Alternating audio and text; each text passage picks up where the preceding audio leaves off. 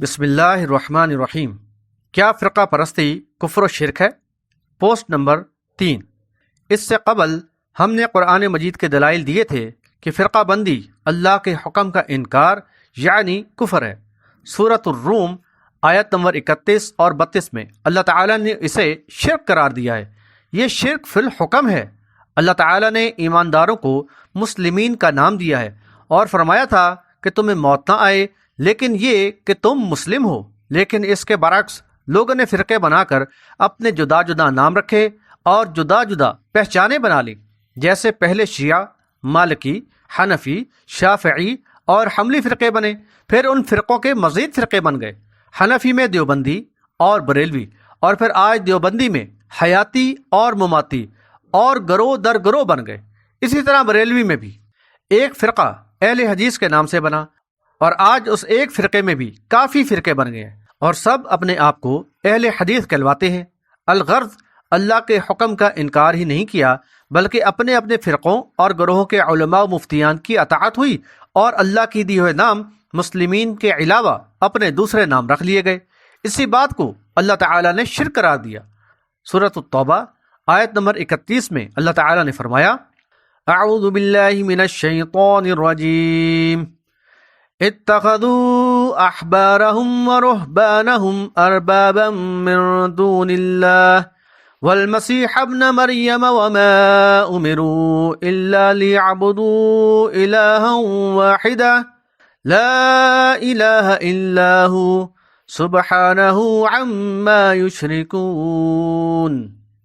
ترجمہ: انہوں نے اپنے عالموں اور پیروں کو اپنا رب بنا لیا ہے اللہ کے سوا، اور عیسیٰ ابن مریم کو بھی، حالانکہ انہیں جو حکم دیا گیا تھا یہ تھا کہ نہیں عبادت کریں کسی کی بھی سوائے الہ واحد کے۔ کوئی نہیں ہے الہ سوائے اس اللہ کے، پاک ہے اس سے وہ جو شریک بناتے ہیں۔ سورۃ الشورى آیت نمبر 21 میں فرمایا: ام لهم شرکاء شرعوا لهم من الدین ما لم یأذن به اللہ ولولا کلمۃ الفصل لقضی بینہم وإن الظالمین لهم عذاب علیم۔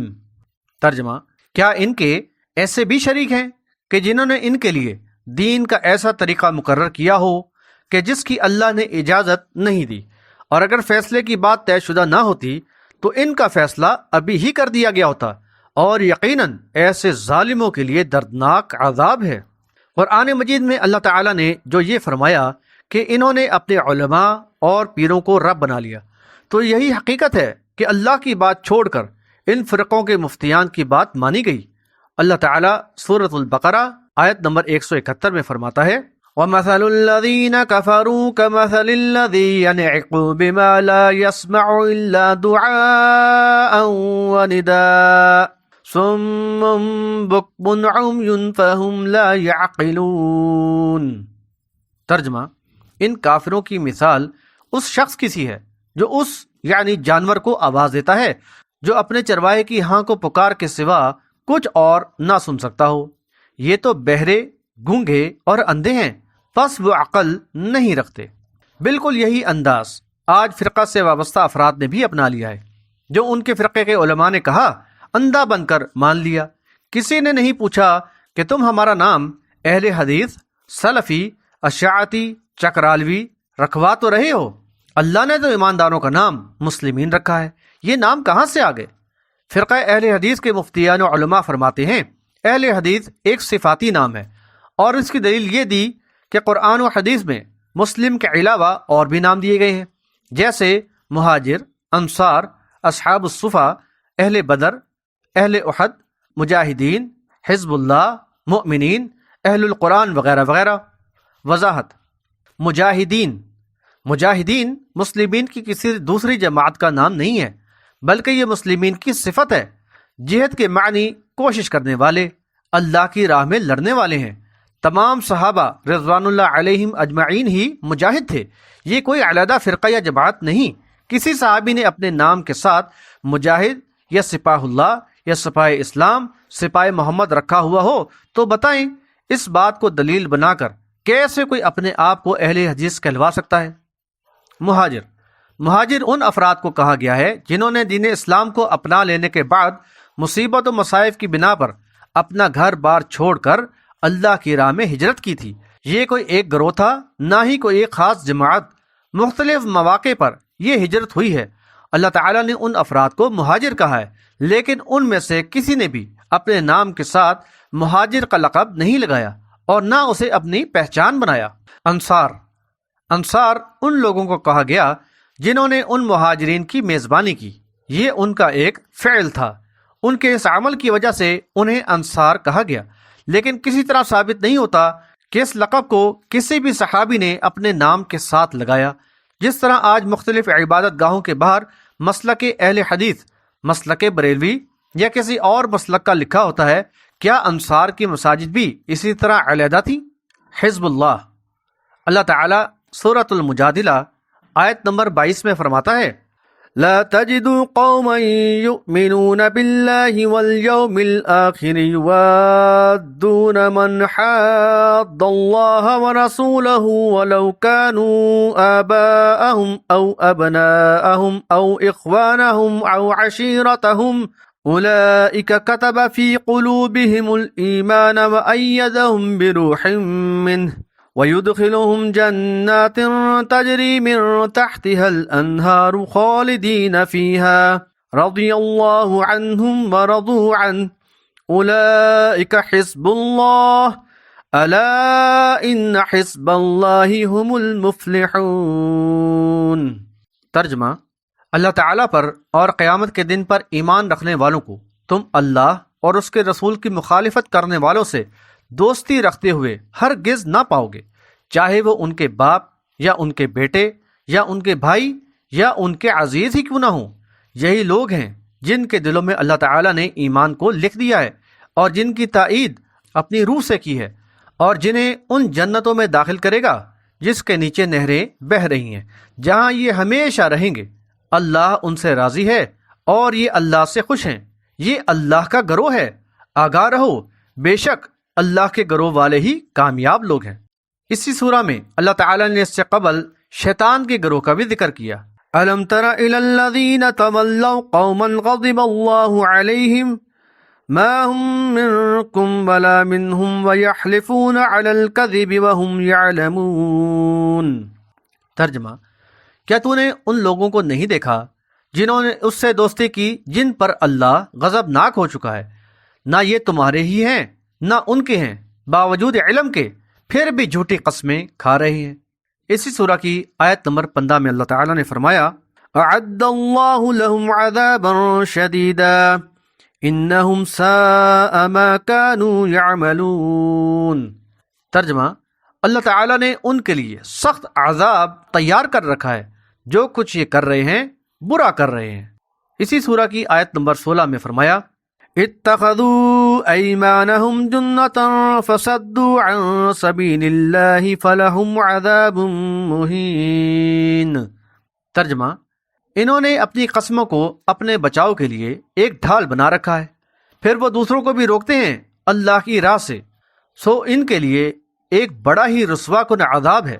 پھر آیت نمبر 17 میں فرمایا، لن تغنی عنہم اموالہم ولا اولادہم من اللہ شیئا اولئک اصحاب النار ہم فیہا خالدون۔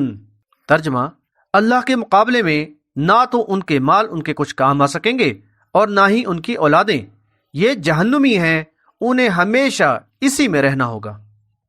آیت نمبر 18 میں فرمایا، یوم یبعثهم اللہ جمیعا فیحلفون له کما یحلفون لکم ویحسبون انہم علی شیء الا انہم هم الکاذبون۔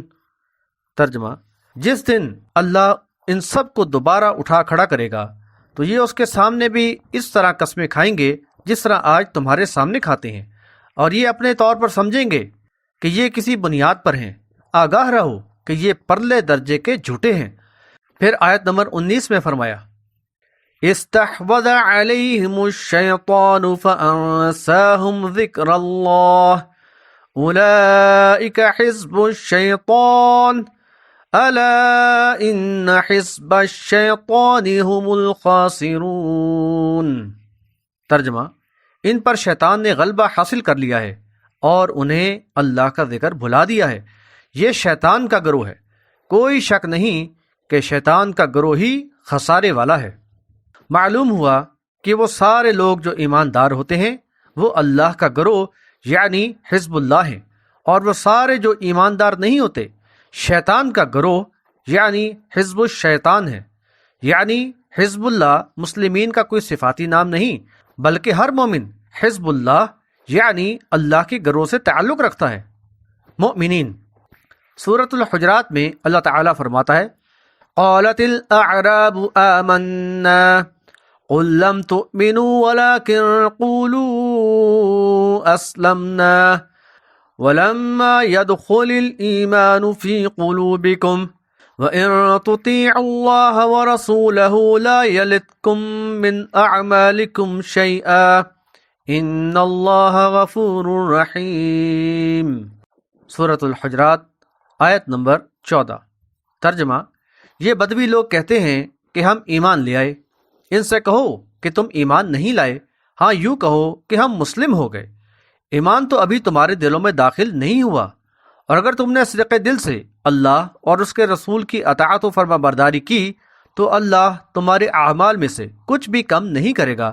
بلا شبہ اللہ بڑا ہی درگزر فرمانے والا انتہائی مہربان ہے۔